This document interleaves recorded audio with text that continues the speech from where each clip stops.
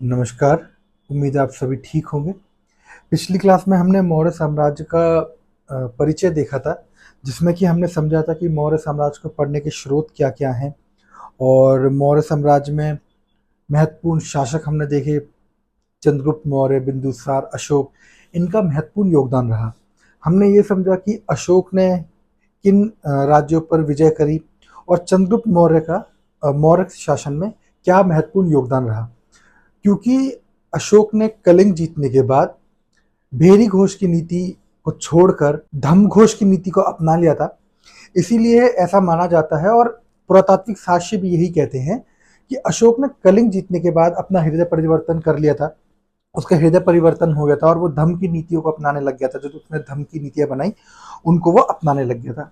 और बिंदुसार का हमें कोई ऐसे पुख्ता प्रमाण, पुरातात्विक साक्ष्य या साहित्य साक्ष्य दोनों ही नहीं मिलते जिसमें हमें पता लगे कि बिंदुसार ने भी किसी राज्य पर अपना नियंत्रण स्थापित किया था या किसी राज्य को उसने जीता था। जो सबसे ज्यादा साक्ष्य हमें मिलते हैं वो हमें मिलते हैं चंद्रगुप्त मौर्य को लेकर। तो चंद्रगुप्त मौर्य का जो हमें मिलता है उसमें हमें मिलता है कि उसने भारत के दक्षिणी हिस्से तक, यानी सुदूर दक्षिणी हिस्से को अगर हम छोड़ेंगे, ये मैप में अगर हम देखें तो ये जो सुदूर दक्षिण वाला एरिया है इसको अगर हम छोड़ दें और बहुत ज़्यादा नॉर्थ ईस्ट वाला एरिया अगर हम छोड़ दें, उत्तर पूर्वी हिस्से को अगर हम लोग छोड़ दें, तो जो चंद्रगुप्त मौर्य का जो शासन था वो लगभग बहुत बड़े हिस्से पर था, भारत के बहुत बड़े हिस्से पर था। और अगर इधर हम देखें तो लगभग लगभग ईरान से सीमा टच होती थी और ये यहाँ पर अफगानिस्तान, पाकिस्तान, सिंध वाला पूरा रीजन, गुजरात, सौराष्ट्र वाला पूरा रीजन और ये यहाँ तक पूरा अरावली रीजन जो पूरा हम यहाँ देख रहे हैं, विंध्य क्षेत्र पूरा हम लोग देख रहे हैं, दक्कन, मालवा की पहाड़ियां और ये पूरा जो हम क्षेत्र देख रहे हैं ये चंद्रगुप्त मौर्य के राज्य में शामिल था। ये जो आप देख रहे हैं जिसमें हम देख सकते हैं कि लगभग लगभग पूरा भारत इसमें समाहित है। किसमें? चंद्रगुप्त मौर्य के शासन में। अब जो देखने वाली बात है वो ये कि क्या अशोक ने कलिंग जीतने के बाद मौर्य साम्राज्य को ऐसा ही छोड़ दिया या उसने उसको एकीकृत बनाए रखने के लिए, उसमें शांति बनाए रखने के लिए और अपना नियंत्रण स्थापित बनाए रखने के लिए कुछ कदमों को उठाया, या उसने क्या किया? हमें आज इस क्लास में वो देखना है। तो जो आज की क्लास रहेगी उसमें हमें ये समझना है कि अशोक का या मौर्य साम्राज्य केंद्रीकृत था या विकेंद्रीकृत था, यानी वो एक सेंट्रलाइज सिस्टम था या सेंट्रलाइज सिस्टम नहीं था। अब इस विषय को समझने के लिए आपको ऐसे समझना है, जैसे मैं पहले बता चुका हूं कई बार कि जब इतिहास हम पढ़ते हैं तो इतिहास में मत चेंज होते रहते हैं इतिहासकारों के अनुसार या इतिहासकारों के ट्रेंड के अनुसार। वो क्यों होते हैं? वो इसलिए होते हैं क्योंकि कोई इतिहासकार किसी एक बात पर, किसी एक हिस्टोरिकल फैक्ट पर शोध कर रहा होता है, रिसर्च कर रहा होता है और उससे पहले उस पर इतिहास लेखन, हिस्ट्री राइटिंग हो चुकी होती है। तो जो हिस्ट्री राइटिंग 1970 के दशक के आसपास हुई थी, जो 1970 तक हिस्ट्री राइटिंग हो रही थी, मैंने बताया आपको दिल्ली टोपरा, दिल्ली मेरठ वाले जो स्तंभ मिले थे, और जब वो मिले तो उसके बाद से ही लगभग हिस्ट्री राइटिंग शुरू हो गई थी। तो जो उससे पहले का जो हिस्ट्री राइटिंग थी उसमें हमें ये समझना है कि रूमिला थापर और आर के मुखर्जी जैसे जो बड़े इतिहासकार हैं वो उस समय तक कुछ और बोलते थे। अब वो उस समय क्या बोल रहे थे और उसके बाद एक और दृष्टिकोण आएगा 1980 के दशक में, इसको हम लोग नया दृष्टिकोण बोलेंगे। तो हम इन दोनों दृष्टिकोणों को समझेंगे। तो इसको ऐसे समझते रहिए कि 1970 के दशक तक एक दृष्टिकोण था कि क्या मौर्य साम्राज्य केंद्रीकृत था या नहीं था, और 1980 के दशक में एक नया दृष्टिकोण आया जिसमें यह बताया जाएगा कि क्या यह केंद्रीकृत था या केंद्रीकृत नहीं था। तो हम लोग पहले पुराना दृष्टिकोण देखते हैं। तो पुराना दृष्टिकोण जो है, इसमें जो महत्वपूर्ण इतिहासकार हैं, महत्वपूर्ण इतिहासकार इसमें है रोमिला थापर और आर के मुखर्जी। अब ये रोमिला थापर और आर के मुखर्जी जो बोलते थे वो ये कह रहे हैं कि इतना बड़ा साम्राज्य अगर हमें मिल रहा है, क्योंकि ये बात इससे तय हुई कि जब हमें अशोक के अभिलेख और अशोक के स्तंभ आदि हमें इन जगहों पे मिलने शुरू हुए, इन सब जगहों पे मिलने शुरू हुए। यहाँ पर खरोष्टी लिपि में मिलने शुरू हुए, यहाँ पे प्राकृत भाषा में मिलने शुरू हो गए, हमें अरामाइक लैंग्वेज में भी मिल रहे हैं, हमें यूनानी में भी मिल रहे हैं। तो ऐसा मान लिया गया कि ये जो पूरा क्षेत्र है, ये पूरा क्षेत्र अशोक के कब्जे में था, मौर्य साम्राज्य के कब्जे में था। और ये मान के चल रहे थे, इन्होंने ये मान चुके थे कि हाँ, ये एक केंद्रीकृत शासन ही था। वो इन्होंने इसलिए माना, इसको केंद्रीकृत शासन इसलिए माना क्योंकि अगर इतने बड़े पैमाने पर कोई राज्य है जिसमें इतने सारे स्टेट, इतनी सारी जगह अगर उसमें मिली हुई है, जिसको हम पूरा मौर्य एम्पायर बोल रहे हैं, जो मेन रीजन था वो ये वाला मगध वाला क्षेत्र आप जान रहे हैं। और इस पूरे एरिया को चंद्रगुप्त मौर्य ने, उसके बाद बिंदुसार ने संभाला, उसके बाद अशोक इसको संभाल रहा है अपनी धर्म नीतियों से। तो जब वो इनको अपनी धर्म नीतियों से संभाल रहा है, तो इतने बड़े शासन को संभालने के लिए जाहिर सी बात है कि हमें एक ऐसा शासन चाहिए होगा जो केंद्रीकृत हो, जिसमें राजा की ही सबसे ज्यादा चले, जिसमें राजा के द्वारा नियुक्त किए अधिकारियों की बहुत ज्यादा चले, उनका एक वर्चस्व हो, उनकी एक ताकत हो कि जो राजा ने बोला है वही जनता माने। तो इन इतिहासकारों का कहना यही था शुरुआत में कि जो मौर्य साम्राज्य एक केंद्रीकृत राज्य है। अब इन्होंने क्या कहा, इन इतिहासकारों की जो मान्यता थी वो ये थी कि क्योंकि इतना बड़ा साम्राज्य है, बहुत बड़ा साम्राज्य है, और क्योंकि अभिलेख लगभग पूरे भारत में मिले और भारतीय उपमहाद्वीप में भी कई जगहों पे मिले, तो इनका यह मानना था कि यह केंद्रीकृत ही रहा होगा। और अर्थशास्त्र में भी हमें कई ऐसे उल्लेख मिलते हैं जिनसे हम ये मान के चलेंगे, यानी वो इतिहासकार 1970 के दशक तक वो ये मान के चलेंगे कि जब अर्थशास्त्र में इतने ज्यादा अधिकारियों की बात हो रही है और ऐसे संकेत हमें मिल रहे हैं, अधिकारी जैसे यहाँ पे कार्यकारी शक्तियां वहां पे हमें मिल रही है, विधायी शक्तियां, न्यायिक शक्तियां, सैन्य शक्ति का प्रधान था, यानी जो राजा था वो इन सब शक्तियों का प्रधान था। कैसी शक्तियां, विधायी शक्तियां, न्याय शक्तियां, सैन्य शक्ति, जो राजा बोलता था उस समय वही उन ताकतों में होता था। जैसे राजा ने बोला कि सेना यहां जाएगी तो सेना वहीं जाएगी, राजा की ही विधायी शक्तियां थी, न्याय शक्तियां, राजा ही सारा हर तरीके का शासन कर रहा है। तो ये मान के चल रहे थे कि ये केंद्र की शासन ही होगा। दूसरा, अर्थशास्त्र में वर्णित एक विस्तृत अधिकारी तंत्र का उल्लेख मिलता है, जैसे तीर्थ, अध्यक्ष, अमात्य और धम्म महामात्र की जैसे हमने बात करी, चर्चा करी, इन अधिकारियों के बारे में हमें अर्थशास्त्र से मिलता है। अब जब इतने अधिकारी अगर किसी स्टेट में, जैसे कि आज भारत में बहुत सारे सिविल सर्वेंट्स होते हैं, आईएएस होते हैं, आईपीएस होते हैं, और उनको सेंट्रल अपॉइंट करती है, मतलब केंद्र उनको अपॉइंट करता है और उनको ही अलग अलग राज्यों में भेजता है। ऐसा नहीं है कि अगर कोई तमिलनाडु का अधिकारी है या तमिलनाडु का कोई बच्चा अधिकारी बना है तो उसको तमिलनाडु में ही, हाँ बहुत रेयर केसेस में ऐसा हो सकता है, लेकिन ऐसा नहीं करते जानबूझकर। उनको एक अलॉट किया जाता है कार्डर और फिर उनको भेजा जाता है कि आप इस स्टेट में जाओ, आप इस स्टेट में जाओ, आप इस स्टेट में जाओ, और उनको नियुक्त कौन कर रहा है, सेंटर। तो ऐसे ही तीर्थ, अध्यक्ष जैसे कई अधिकारी थे और इनको कौन अपॉइंट करता था, सेंटर, और इनको भेज देता था कि आप वहां जाओ, आप वहां पे जाके जॉब करो, आप वहां पे संभालो, और आप मुझे समय समय पर बताते रहना, मुझे रिपोर्ट देते रहना।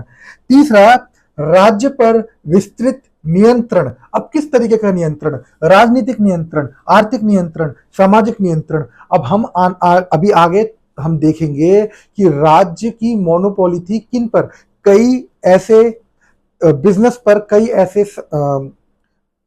कामों पर, जैसे शराब, जहाजरानी यानी जहाज वगैरह, ऐसे क्षेत्रों पर राज्य अपना एक अधिकार दिखा रहा है। राज्य ने पूरी तरीके से उसको पकड़ रखा है कि वहां पर कोई और काम नहीं करेगा। कर राज्य लगा रहा है, हर तरीके का कर राज्य लगा रहा है।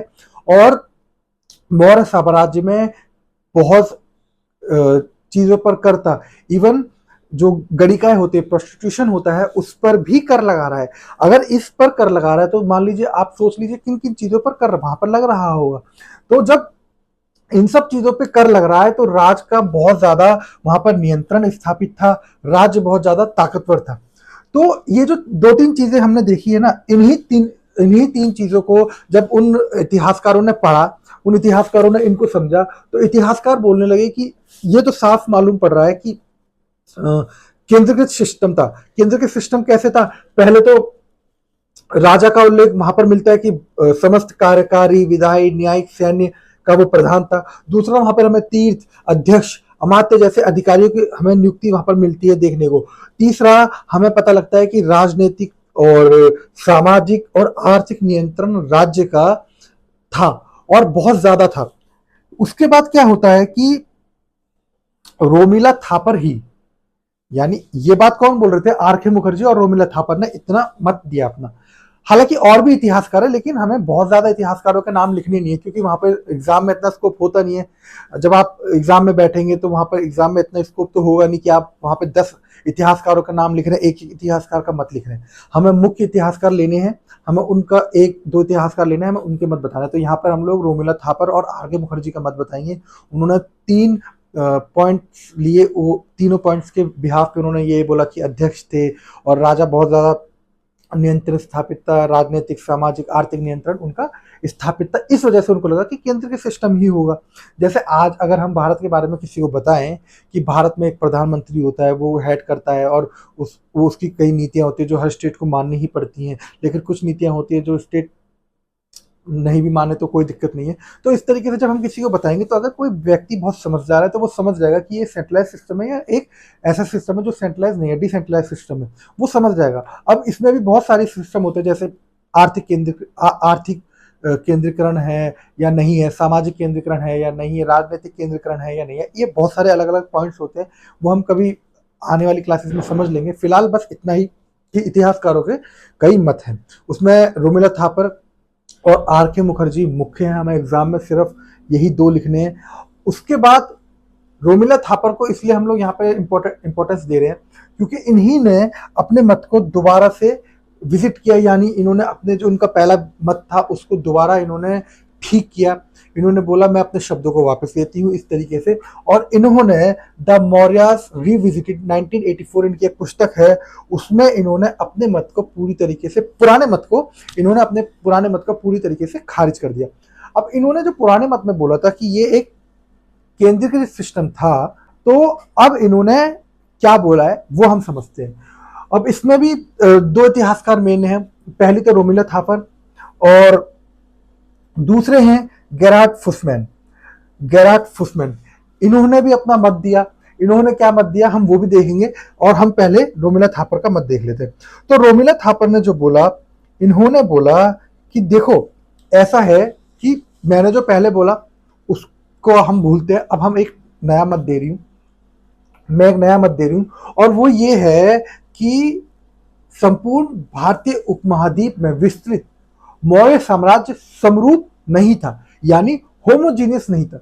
अब होमोजीनियस क्यों नहीं था? उन्होंने बोला कि जो हमें पूरा जो मौर्य साम्राज्य दिख रहा है, जो सुदूर दक्षिणी क्षेत्र को छोड़कर, उत्तर पूर्वी क्षेत्र को छोड़कर, जो हमें पूरा जो मौर्य साम्राज्य जो दिख रहा है, उत्तर पश्चिमी क्षेत्र वाला मौर्य साम्राज्य, मध्य वाला जो मेन मगध वाला क्षेत्र है, जो मौर्य साम्राज्य में दिख रहा है, इस पूरे मौर्य साम्राज्य में जो नियंत्रण की सीमा थी, या फिर इसको बोल लीजिए कि जो नियंत्रण का जो मात्रा थी वो अलग अलग थी। क्या थी? नियंत्रण की मात्रा अलग अलग थी। राजा कुछ क्षेत्र पर तो अपना पूरा नियंत्रण स्थापित कर चुका था और करने में सक्षम था, लेकिन जो दूर के इलाके थे, जो किनारे वाले क्षेत्र थे, या जो सीमांत क्षेत्र थे, सीमावर्ती क्षेत्र थे, या राजा की उस राज्य से जो दूर के क्षेत्र थे, उसके कैपिटल से जो दूर के क्षेत्र थे, उन पर उसका नियंत्रण थोड़ा कम होता चला जाता था, और उसका जो बिल्कुल सीमावर्ती क्षेत्र था, वहां तक जाते जाते उसका नियंत्रण और कमजोर हो जाता था। और इसके साक्ष्य क्या हमें मिलते हैं? इसके साक्ष्य हमें मिलते हैं कि अशोक अपने अभिलेखों में आठविक जनजातियों को, यानी वो जो जंगली जनजातियां हमने बताए थे, जो दूर सीमावर्ती क्षेत्रों में रह रहे थे मौर्य साम्राज्य के, उनको चेतावनी देता है कि तुम्हें सही से रहना होगा, नहीं तो तड़ाई से तुम्हारा दमन किया जाएगा। तो इन साक्ष्यों को जब पढ़ा गया, और रोमिला थापर ने अपने जो पहले बोला था केंद्रीकृत साम्राज्य, अब उन्होंने बोला कि नहीं, ये केंद्रीकृत नहीं था। इन्होंने बोला कि पूरा मौर्य साम्राज्य समरूप नहीं था, होमोजीनियस नहीं था। इसमें विभिन्न प्रकार के राजनीतिक, आर्थिक, सांस्कृतिक तत्व मौजूद थे, यानी कहीं पे आर्थिक रूप से अलग था, कहीं पे सांस्कृतिक रूप से अलग था, कहीं पे राजनीतिक रूप से अलग था, और कहीं कहीं पे इन्हीं कारणों से वो एक भी था। जैसे मान लीजिए कि मौर्य साम्राज्य में कर लिया जा रहा है, कर की सीमा या कर का जो निर्धारण है वो सबके लिए सेम है। यानी अगर एक निश्चित भूमि पर किसी को कर देना है तो वो उतनी भूमि पर दूर वाले लोग भी उतना ही कर देंगे, और कैपिटल वाले लोग भी उतना ही कर देंगे, यानी जो उसके राज्य में लोग रह रहे हैं वो भी उतना ही कर देंगे। तो इस तरीके से समझते रहिए। अब इन्होंने क्या किया, इन्होंने मौर्य साम्राज्य को 3 क्षेत्रों में बांटा है।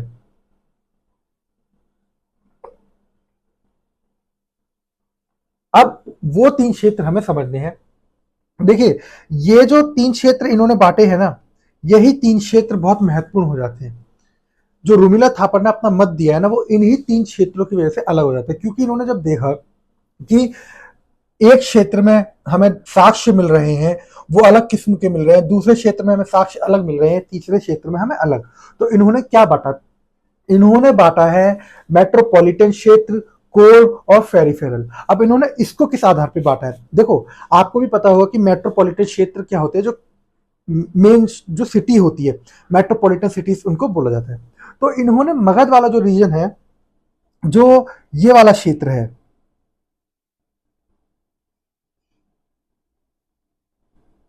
ये वाला क्षेत्र, इसको तो इन्होंने बोला कि जी जो मगध था, मगध वाला क्षेत्र मेट्रोपॉलिटन था, मगध वाला क्षेत्र मेट्रोपॉलिटन था। इसके बाद इन्होंने बोला कि जो इसके और आसपास के क्षेत्र थे वो थे कोर क्षेत्र। क्या थे? कोर क्षेत्र। और जो बाहर जो बिल्कुल और दूर के जो रीजन आ जाते थे, जो क्षेत्र आ जाते थे, ये वाले जो क्षेत्र थे, इनको इन्होंने बोला फेरिफेरल, सीमांत क्षेत्र, सीमावर्ती क्षेत्र। पेरिफेरल आप समझते होंगे, पेरिफेरल दिल्ली का भी एक पेरिफेरल है, जो कि शायद से 70 या 90 किलोमीटर बाद शुरू हो जाता है। जब भी हम दिल्ली के किसी भी दिशा में से अगर दिल्ली से एग्जिट करेंगे तो 90 किलोमीटर बाद एक फेरिफेरल आता ही आता है। अब वो शायद 50 किलोमीटर या 90 कुछ ऐसा है, मैं भूल रहा हूँ। तो वो फेरिफेरल यहाँ पर भी मौजूद था। क्या मौजूद था? फेरिफेरल। और उसके उसके अंदर का क्षेत्र कोर, और उसके भी अंदर का क्षेत्र मेट्रोपॉलिटन। और जो मेट्रोपॉलिटन क्षेत्र था, इसको आप ऐसे मान लीजिए, इसको इन्होंने इसका न्यूक्लियस, नाभिक बोला, कि मेन जो राजा थे, जो अधिकारी थे, जो उच्च मंत्री थे, वो सब यहीं रहते थे। उसके बाद कुछ मंत्रियों की नियुक्ति या कुछ अधिकारियों की नियुक्ति होती थी तो वो कोर तक चले जाते थे। और सीमांतवर्ती क्षेत्रों में, पेरिफेरल वाले रीजन में तो कुछ अलग ही है। यहाँ पर वो लोग रह रहे हैं अधिकतर, जैसे आठवीं जनजातियों की हमने चर्चा करी है, वो आठवीं जनजातियां यहाँ पर रह रही है। और इन्होंने ये भी बोला कि ये जो क्षेत्र है, इन क्षेत्रों में राजा का नियंत्रण और साम्राज्य का नियंत्रण जो था वो अलग अलग मात्रा में था, अलग अलग मात्रा में था।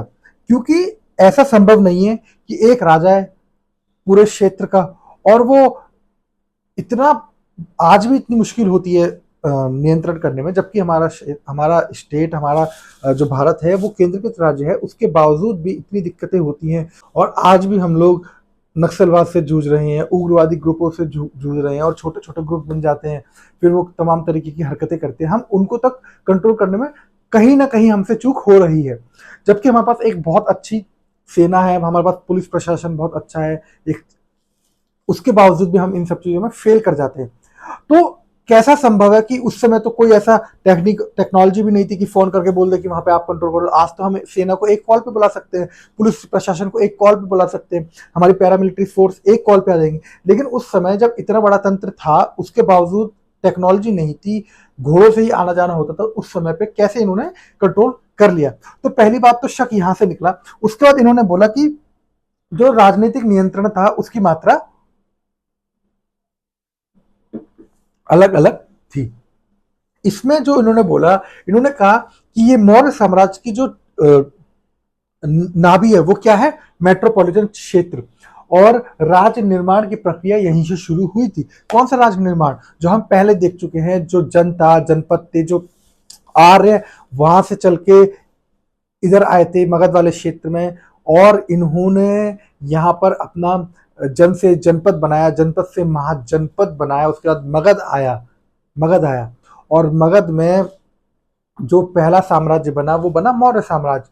उसके बाद जब मौर्य साम्राज्य बना तो पहला, जो एक तरीके से बोले कि शुरुआत राज्य निर्माण की तो यहीं से हुई थी। उसके बाद फिर धीरे धीरे मगध जो था पहला साम्राज्य बना, और उसके बाद मौर्य साम्राज्य एक ऐसा साम्राज्य बना जिसने पूरे क्षेत्र पर, पूरे राज्य पर, पूरे भारत पर अपना कब्जा स्थापित किया, अपना नियंत्रण स्थापित किया।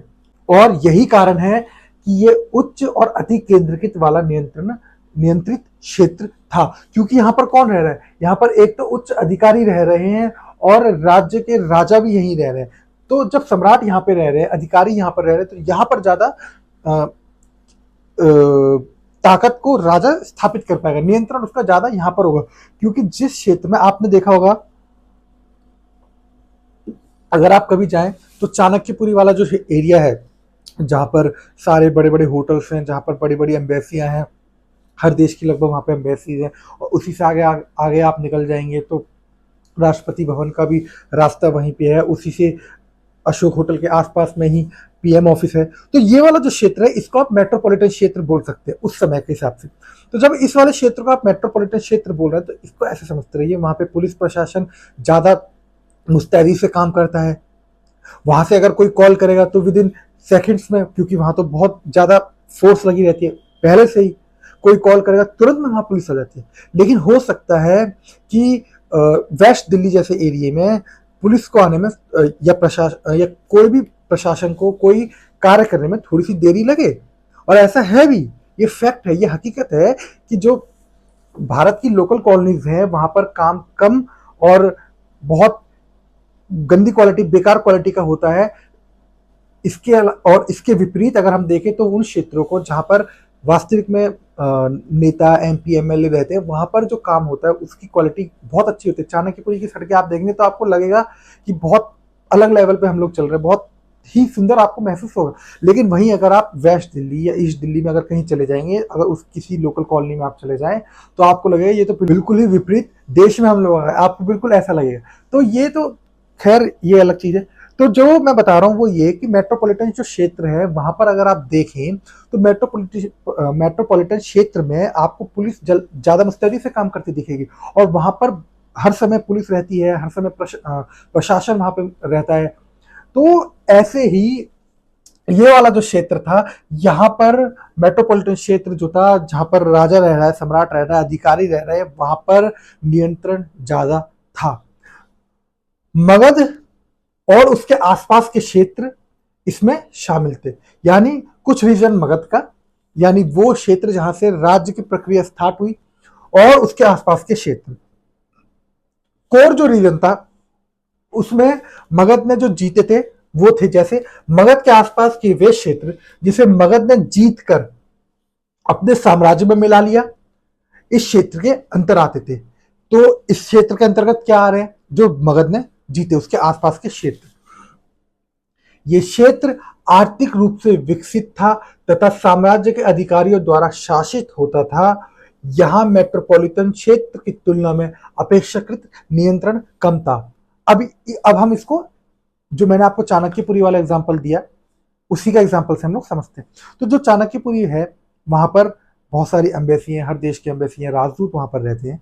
वहां पर पुलिस प्रशासन बहुत ज्यादा मुस्तैदी से काम करता है। वहां पर गंदगी नहीं मिलेगी आपको, वहां पर ट्रैफिक जाम बहुत कम होता है, अगर होता भी है तो पुलिस तुरंत से, ट्रैफिक पुलिस आके उसको हटाती है। अब इसके आसपास का जो क्षेत्र हो जाएगा, जैसे मोतीबाग वाला रीजन जो हो गया, और सरोजनी नगर वाला जो रीजन हो गया, आर के पुरम वाला जो रीजन हो गया, मुनिरका जैसे रीजन जो हो गए, ये वाले क्षेत्र, बसंत कुंज और ये सब जो एरिया हो गए, इसको आप ऐसा मान लीजिए ये क्षेत्र अब आने लगे हैं धीरे धीरे कोर रीजन में, कार्यों द्वारा शासित होता था, और यहाँ पर जो नियंत्रण है अपेक्षाकृत थोड़ा सा कम हो जाएगा। यानी यहाँ पर आपको थोड़ा सा क्राइम देखने को मिल सकता है, जबकि आपको चाणक्यपुरी वाले एरिया में हादसे बहुत कम, बल्कि मैं तो बोलूंगा कि ना के बराबर आपको हादसे वहां पर सुनने को मिलेंगे।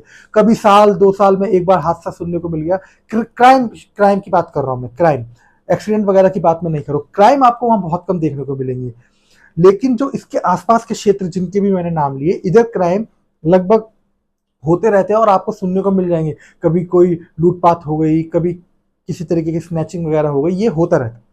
अब इसके जो और दूर के जो एरियाज हो जाएंगे, यानी west Delhi, east Delhi, north Delhi, south Delhi वाले जो रीजन हो जाएंगे, इन एरिया को हम लोग बोलेंगे फेरल रीजन, जहां पे क्राइम की मात्रा बहुत ज्यादा बढ़ जाएगी। नजरगढ़ जैसे क्षेत्र, वेस्ट दिल्ली जैसे, उत्तम नगर जैसे क्षेत्र, उसके बाद अगर हम लोग इधर चले जाए तो फरीदाबाद जैसे क्षेत्र, फरीदाबाद से और थोड़ा पहले वाले क्षेत्र जितने भी हैं, उसके बाद ओखला वाले रीजन जो हो गए, ये वाला जो क्षेत्र और दूर के हो गए, ये फेरिफेरल हो गए। अब इनमें क्राइम की मात्रा बढ़ जाएगी क्योंकि राज्य का नियंत्रण यहाँ पर बहुत सीमित हो जाएगा, कम हो जाएगा। वही हम आगे देखने वाले हैं। तो अब हमें देखना है सीमांत क्षेत्र। हमने कोर रीजन देखा, हमने मेट्रोपॉलिटन देखा, वहां पर नियंत्रण धीरे धीरे कम हो गया। अब फेरिफेरल रीजन में तो और कम हो जाएगा। ये क्या है? ये साम्राज्य का सुदूरवर्ती क्षेत्र था। अब सुदूरवर्ती क्षेत्र मतलब दूर वाले रीजन्स, ये दूर वाले रीजन्स है। कौन सा दूर वाले रीजन्स है? पहला सुदूर दक्षिण, दूसरा सुदूर उत्तर पूर्वी भारत जिसे हम नॉर्थ ईस्ट बोलते हैं, और उत्तर पश्चिमी क्षेत्र। उत्तर पश्चिमी क्षेत्र हम इसलिए बोलेंगे, हालांकि उत्तर पश्चिमी क्षेत्र भी मगध में शामिल था, लेकिन ये सुदूर सुदूर की बात इसलिए करें क्योंकि सीमावर्ती क्षेत्र है। अब उत्तर पश्चिमी क्षेत्र में भी हमने आपको बताया था कि वहां पर जो अरामाइक लिपि और ब्राह्मी लिपि के प्रभाव से खरोष्टी लिपि वहां पर उत्पन्न हुई थी, और इससे पहले हम लोग देख चुके हैं कि कई विदेशी आक्रमण हुए, कई आक्रमण हुए, जिसमें ईरानी आक्रमण थे, हकमनी आक्रमण थे, और सिकंदर का आक्रमण इसमें शामिल था। तो वो वाला जो क्षेत्र जो है वो अस्थिरता का क्षेत्र है, और जब वो अस्थिरता का क्षेत्र है तो वहां पर भी कुछ राज्य हर समय अपने आप को चाहेंगे कि हम भी स्थापित हो जाए, हम भी स्थापित हो जाए। तो ऐसी चीजें वहां पर चल रही है, इसलिए उत्तर पश्चिमी क्षेत्र का नाम लिया जा रहा है। हालांकि सीमा जो टच होती थी ईरान तक, लगभग अफगानिस्तान, पाकिस्तान, मगध रीजन, मौर्य साम्राज्य वहां तक अपनी सीमा को बताता है, साक्ष्यों के आधार पर, पुरातात्विक साक्ष्यों के आधार पर, अशास्त्र और तमाम इन साक्ष्यों के आधार पर। यहां साम्राज्य का नियंत्रण सबसे कम था। दूसरे शब्दों में ये सबसे अधिक स्वायत्त देश थे, यानी ये स्वायत्त थे, फ्री एक तरीके से, मतलब ये थे, ये जो मर्जी चाह रहे हैं, क्योंकि ये तो कर देंगे और करके इधर उधर हो जाएंगे। राजा तक बात पहुंचेगी बहुत लेट, और जब तक राजा तक बात पहुंचेगी, जब तक राजा कोई एक्शन लेना जाएगा, जब तक तो ये तितर बितर हो चुके होंगे। इस तरीके की चीजें। यह एक अर्ध विकसित देश था जहां आठविक जनजातियां निवास करती थी। अब ये आठविक जनजातियां जो हैं, इनको जंगली बोला है। हालांकि जंगली कहना ठीक नहीं है, हम लोग ट्राइब बोल सकते हैं, या ट्राइबल क्षेत्र हम लोग बोल सकते हैं, आदिवासी क्षेत्र जो है वो क्षेत्र है। लेकिन जंगली आपको इसलिए बताया गया है क्योंकि हम लोग आज की स्थिति में नहीं देख रहे हैं, हम लोग पहले की स्थिति में देख रहे थे। जो पहले में देखेंगे तो वो कभी भी नहीं चाहते थे कि हम पर किसी भी तरीके का कोई शासन हो, क्योंकि वो इसलिए नहीं चाहते थे क्योंकि वो फ्री रहना पसंद करते हैं। उनको वो जहाँ चाहे वो रहना पसंद करते हैं, जहाँ चाहे वो अपना घर बसाना पसंद करते हैं, अपनी अपनी मर्जी से खेती करना पसंद करते हैं, अपनी मर्जी के जानवरों को पालना, मारना, खाना पसंद करते हैं। अब उन पर एकाएक आके अशोक बोलेगा कि नहीं तुम पशुवध नहीं कर सकते, तो उनको तो बुरा लगना ही है। तो इस तरीके की बातें। तो आत्विक जनजाति यहाँ पर निवास करती थी, और अशोक ने अपने अभिलेखों में इनकी इनकी दमन करने के लिए और इनको चेतावनी भी दी है अपने अभिलेखों में। मौर्य साम्राज्य यहाँ से विभिन्न प्रकार के संसाधनों का दोहन करता था। क्या करता था? विभिन्न प्रकार के संसाधन यहाँ से लेता था। किसी भी तरीके के संसाधन हो गए, लोहे हो गए, या हाथी हो गए, घोड़े हो गए, इस तरीके की चीजें जो थे वो संसाधन यहाँ से लेता था। ये तो हमने देखा रोमिला थापर का मत, द मौर्याज रिविजिटेड। अब हमें देखना है गेरार्ड फुसमैन का मत।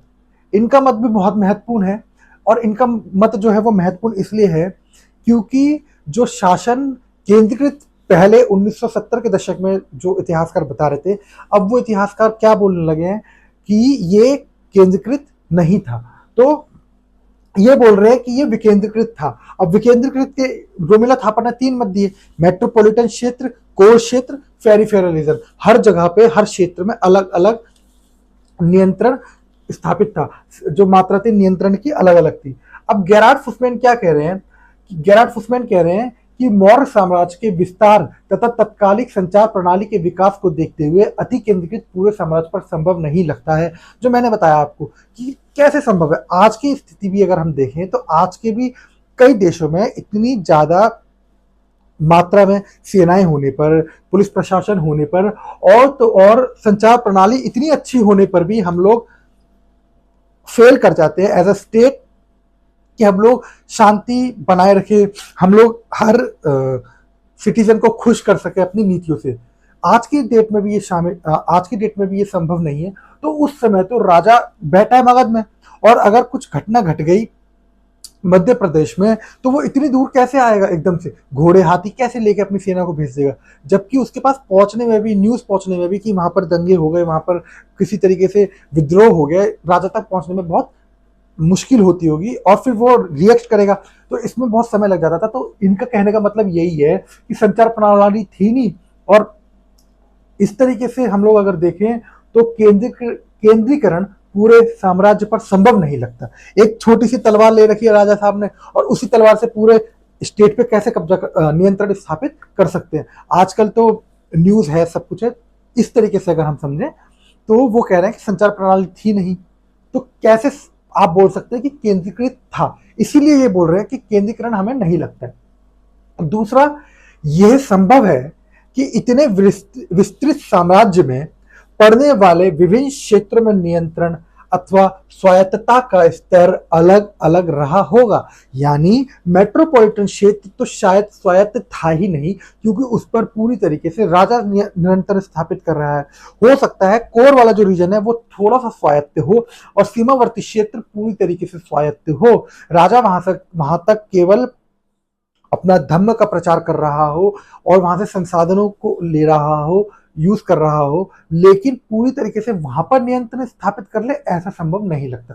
तो जो नियंत्रण की सीमा थी, जो नियंत्रण का जो मात्रा थी, वो अलग अलग यहाँ पर देखने को मिलती है। ये स्वायत्तता हमें अशोक के अभिलेख की भाषा, लिपि तथा विषय वस्तु से झलकती है। अब क्या लिपि और क्या भाषा और क्या विषय वस्तु से झलकती है, तो हम पहले देख चुके हैं कि जो अशोक की जो अभिलेख हैं वो हमें 4 लिपियों में मिलते हैं। 4 लिपियों में, अरामाइक लिपि में मिलता है, खरोष्टी लिपि में मिलता है, यूनानी भाषा में मिलता है, और प्राकृत भाषा में मिलता है। अगर ऐसा ही था कि अशोक एक केंद्रीकृत राज्य चला रहा था, तो उसने क्यों नहीं ऐसा किया कि प्राकृत भाषा में ही अपने सारे अभिलेख लिखवाता और प्राकृत भाषा को अपनी राजकीय भाषा घोषित करता, और एक राजा के तौर पर या राजा की तरह वो बोलता कि तुम सबको प्राकृत सीखनी पड़ेगी, और मैं तो राजा हूं भाई, तुम मानो ना मानो मैं इसी में लिखूंगा। पढ़ लिया तो ठीक, नहीं पढ़ पाए और अगर उसका पालन नहीं किया तो फिर तुम्हें मार दूंगा। एक राजा की भाषा यही होती है कि मैंने तो बोल दिया ना, मैंने बोल दिया, मानो ना मानो मैं तुम्हें मार दूंगा। जैसे मैं बाहुबली मूवी का बार बार एग्जाम्पल इसीलिए देता हूं, उसमें वो बोलती है राजमाता, ये मेरा वचन है और मेरा वचन ही है शासन। मतलब जो राजमाता ने सोच लिया वो ही अब शासन होगा। ऐसा नहीं है कि जनता से पूछ के कर रहा है। तो राजा है अशोक, अपनी भाषा प्राकृत में लिखवाता सब कुछ, और उसी भाषा में पूरे देश में फैला देता। क्यों उसको जरूरत पड़ रही है कि अरामाई भाषा में भी लिखवा रहा है, यूनानी भाषा में भी लिखवा रहा है, खरोष्टी में भी, प्राकृत में ही? ये जरूरत इसलिए पड़ी क्योंकि उसको पता था कि आठविक जनजातियों की जो भाषा है या लिपि है, उनको उन्हीं की लिपि में मुझे समझाना पड़ेगा, क्योंकि अगर मैं अपनी लिपि में भेजूंगा तो वो तो विद्रोह कर देंगी, उन्हें समझ ही नहीं आएगा। तो इसीलिए, क्योंकि अब वो एकीकरण की स्टेज में है, अब वो एकीकृत करना चाहता है अपने राज्य को, जो उसके पूर्वज यानी चंद्रगुप्त मौर्य, बिंदुसार उसको दे के गए हैं। अब वो कब्जा नहीं कर रहा, क्योंकि कलिंग के बाद उसका हृदय परिवर्तन हो चुका है, और जब उसका हृदय परिवर्तन हो चुका है तो अब वो भेरी घोष की नीति को छोड़कर धम्म घोष की नीति को अपना रहा है। भेरी घोष की नीति हम देखेंगे, फिर भी भेरी घोष की नीति ऐसा कि युद्ध कर जो राज्य को हम हासिल करते हैं वो ना करके, धम्म के आधार पर, धम्म नीतियों को हम लोग स्थापित करके या राजा स्थापित करके अब राज्यों को अपने अंदर शामिल कर। देखो जी, हम तो सबको अच्छा बनने के लिए बोल रहे हैं, हम सबको सच्चा बनने के लिए बोल रहे हैं, हम सबके साथ सदाचार, शिष्टाचार, मित्रता का व्यवहार करते हैं। तो इन तरीके की नीतियों को बोलते हैं धम्म घोष की नीतियां, और भेरी घोष मतलब युद्ध के माध्यम से। तो जो विषय वस्तु है अभिलेखों की, लिपियों की, वो झलकती है। विषय वस्तु में भी एक चीज और हमें कहीं कहीं पर देखने को मिलेगा कि अधिकतर जो मौर्य साम्राज्य के जो राज्य थे वहां पर अधिकतर कुमार शासन करते थे, लेकिन कहीं कहीं पर हमें राजकुमार शासन करते थे, सरनेम उनका कुमार होता था। कहीं कहीं पे हमें कुछ और लोगों को मिलता है। सौराष्ट्र वाला क्षेत्र जो था, वहीं के राज्यपाल, गवर्नर, वहीं के लोकल लोगों को चुना जाता था। क्यों चुना जा रहा है वो इसीलिए चुना जा रहा है क्योंकि वो स्वायत्त क्षेत्र थे। वहां पर अशोक को पता था कि मैं यहाँ पर ज्यादा अपनी अगर चलाऊंगा और नियंत्रण स्थापित करने की कोशिश करूंगा तो विद्रोह हो जाएगा। और इसी वजह से उसकी जो लिपियां हैं, उसके जो अभिलेख हैं, उसकी उनकी भाषा और लिपियों में अलग अलग हमें विषय वस्तु और भाषा अलग अलग दिखती है। इसीलिए खरोष्टी वाले क्षेत्र में खरोष्टी लिपि दिखती है और दूर क्षेत्र में यानी वो अफगानिस्तान वाले क्षेत्रों में और ईरान की जो सीमा टच हो रही है उन वाले क्षेत्रों में हमें देखने को मिलती है अरामाइक लैंग्वेज। और हमें यूनानी भाषा भी देखने को मिलती है। यानी यूनानी भाषा में क्यों? क्योंकि उस समय तक कई विदेशी इस क्षेत्र में, उत्तर पश्चिमी वाले क्षेत्र में विदेशी बस चुके थे। उनको कौन सी लैंग्वेज समझ आएगी? ये लिपि समझ आएगी, यूनानी। तो कहीं पे प्राकृत में भी लिखवा रहा है, अरामाइक में भी लिखवा रहा है, यूनानी में भी, द्विभाषा लेख भी हमें मिले हैं। तो इसीलिए इन्होंने बोला कि ये जो था विकेंद्रीकरण को दर्शाता है। अब हमें जो गेरार्ड फुसमैन ने बोला और रोमिला थापर ने बोला, उनके अनुसार क्या ऐसे तत्व दिखते हैं कि हमें ये विकेंद्रीकृत दिखता है। केंद्रीकरण के तत्व तो हमने देख लिए कि हमें अध्यक्ष दिखते हैं, अर्थशास्त्र में हमें बहुत सारे अधिकारियों की नियुक्ति के बारे में पता लगता है, राजा बहुत ज्यादा ताकतवर है हमें पता लगता है। लेकिन विकेंद्रीकरण के तत्व क्या थे? वो तो पहला तत्व तो यही है कि उत्तर पश्चिमी के अभिलेखों में खरोष्टी लिपि तथा ग्रीक व अरामाइक लिपियों का पाया जाना विकेंद्रीकरण को दर्शाता है। ये मैं आपको समझा ही चुका हूं कि विकेंद्रीकरण अगर नहीं होता तो वो एक ही भाषा में लिखवाता और बोलता पढ़ सको तो ठीक, नहीं पढ़ पाए तो मैंने अपने कुछ अधिकारी नियुक्त कर रखे हैं, वो तो मैं समझा देंगे, अगर उनकी भी समझ नहीं आई तो फिर तुम गए, मैं तो लिख दिया ना। तो इस तरीके से। दूसरा, मौर्य राज्य में अधिकारियों की नियुक्ति में सीमांत क्षेत्रों में खासकर वहां के स्थानीय तत्वों को वरीयता दी जाना और विकेंद्रीकरण के तत्वों को दर्शाता है। जैसे जूनागढ़ के गवर्नर वहीं स्थानीय क्षेत्र से नियुक्त किए जाते थे। मैं आपको बता चुका हूं कि जो स्वराष्ट्र वाला क्षेत्र था वहां पर क्या हो रहा है, वहां के स्थानीय व्यक्ति, स्थानीय लोकल लोग को ही वहीं का गवर्नर बनाया जा रहा है और स्थानीय तत्वों को वहां पर वरीयता दी जा रही है। अगर वो केंद्रीकृत राज्य होता तो राजा जी नियुक्त करते और भेज देते कि जाओ शासन करो, मुझे रिपोर्ट भेजते रहना। लेकिन वहां पर ऐसा नहीं हो रहा। क्यों नहीं हो रहा? क्योंकि अगर ऐसा होता कि केंद्रीकृत होता और राजा अपने अधिकारियों को वहां पर भेज रहे हैं तो हो सकता है कि वहां के जो लोकल अधिकारी हैं, लोकल जो ताकतवर लोग हैं, पैसे वाले लोग हैं, व्यापारी वर्ग हैं, वो आंदोलन या विद्रोह अगर कहें तो इस तरीके से कर सकते थे। अशोक के अभिलेख में आठविक राज्यों का उल्लेख मिलता है जिन पर मौर्य नियंत्रण शिथिल था।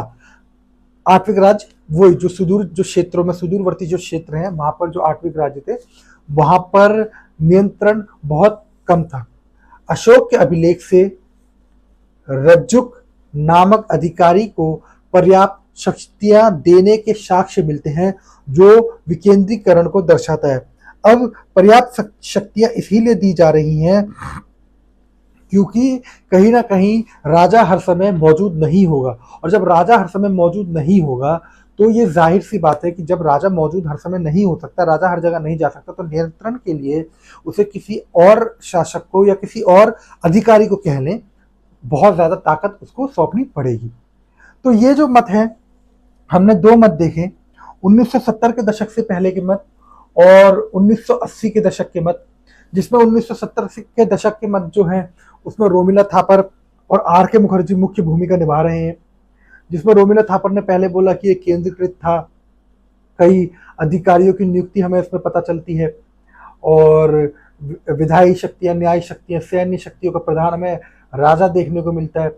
अर्थशास्त्र में वर्णित एक विस्तृत अधिकारी तंत्र का हमें उल्लेख मिलता है जिसमें तीर्थ, अध्यक्ष और बहुत सारे जो अधिकारी थे वो हमें देखने को मिलते हैं। हम आगे पढ़ेंगे। राज्य पर विस्तृत नियंत्रण था, राजनीतिक नियंत्रण था, सामाजिक और आर्थिक नियंत्रण। अपने इसी मत को उन्होंने दोबारा से ठीक किया, रिविजिटेड किया और एक नए मत के साथ द मौर्याज रिविजिटेड उन्होंने बुक लिखी। उसमें इन्होंने बताया कि जो साम्राज्य था ये होमोजीनियस था, यानी होमोजीनियस नहीं था, समरूप नहीं था, एक रूपता नहीं थी, इसमें अलग अलग मात्रा में नियंत्रण था राजा का और कहीं पे कम कहीं पे ज़्यादा। मेट्रोपॉलिटन क्षेत्र पे अधिक नियंत्रण था, उसके बाद कोर क्षेत्र पे और कम नियंत्रण होता चला गया, और पेरिफेरल रीजन पर यानी सीमावर्ती क्षेत्रों पर तो नियंत्रण और भी कम होता चला गया। मेट्रोपॉलिटन क्षेत्र जो थे, यहाँ हमें अधिकारियों की मौजूदगी के साक्ष्य मिलते हैं, यहीं पर राजा रहता था, हमें ऐसे साक्ष्य मिलते हैं, इसीलिए यहाँ पर नियंत्रण बहुत ज्यादा था। कोर जो रीजन था, कोर क्षेत्र जो था, ये वो था जो मगध ने जीत लिया था और मौर्यों ने भी जीत लिया था, वो क्षेत्र इसमें शामिल थे। ये क्षेत्र आर्थिक रूप से विकसित था तथा साम्राज्य के अधिकारियों द्वारा शासित होता था, और यहाँ पर नियंत्रण मेट्रोपॉलिटन क्षेत्र के मुकाबले तो कम ही था। सीमांत क्षेत्र या पेरिफेरल राज्य वो राज्य थे जो सुदूरवर्ती थे, यानी सुदूर दक्षिण क्षेत्र, सुदूर उत्तर पूर्वी भारत, सुदूर उत्तर पश्चिमी क्षेत्र, जहां पर साम्राज्य का नियंत्रण सबसे कम था और ये अधिक स्वायत्त वाले देश थे। यहाँ ये एक अर्ध विकसित देश था जहां 8वीं जनजातियां निवास करती थी। मौर्य साम्राज्य यहाँ से विभिन्न प्रकार के संसाधनों को हासिल करता था। इसी में गेरार्ड फुसमैन का भी मत है, जो कि विकेंद्रीकरण के तत्वों को वैधता देते हैं, और इन्होंने कहा कि मौर्य साम्राज्य केंद्रीकृत था ही नहीं, और ऐसा प्रतीत होता है इसलिए क्योंकि इतनी अच्छी संचार प्रणाली उस समय तो नहीं थी कि राज्य केंद्रीकृत है ये हमें एहसास हो। और उन्होंने ये भी बताया कि स्तर जो था, स्वायत्तता का स्तर, नियंत्रण का स्तर अलग अलग ही था मेट्रोपॉलिटन, कोर और पेरिफेरल क्षेत्रों में। मौर्य राज के विकेंद्रीकरण के जो तत्व थे वो ये है कि पहला तो हमें लिपियां जो है उसकी भाषा, उनकी विषय वस्तु हमें अलग अलग दिखती है, हमें चारों भाषाओं में दिखते हैं, नहीं तो हमें एक ही भाषा में दिखते अगर केंद्रीकृत होता तो। मौर्य राज के अधिकारियों की नियुक्ति जो है वो बहुत अलग किस्म से हो रही है, यानी सीमांत क्षेत्रों में वहीं के लोकल या कह लीजिए वहीं के स्थानीय तत्वों को वरीयता दी जा रही है। जूनागढ़ के गवर्नर जो थे वहीं के स्थानीय व्यक्ति थे, कोई भी राज्य की तरफ से नियुक्त होकर वहां नहीं जा रहा था। तो ये बहुत महत्वपूर्ण मत है कि क्या मौर्य साम्राज्य केंद्रीकृत था या विकेंद्रीकृत था। हमने उसके तत्वों को, हमने उसके मतों को देख लिया। अब हमें अगली क्लास में धम्म पढ़ना है, अशोक की धम्म नीतियां क्या हैं हमें वो पढ़ना है, और उसमें हमें बहुत सारी चीजें देखनी है। वो क्लास थोड़ी सी लंबी हो सकती है, ये भी हालांकि थोड़ी सी लंबी हो गई, इसलिए इस क्लास को हम यहीं रोकते हैं। अगली क्लास में धम्म हम लोग पढ़ेंगे। आज के लिए इतना ही। Thank you so much.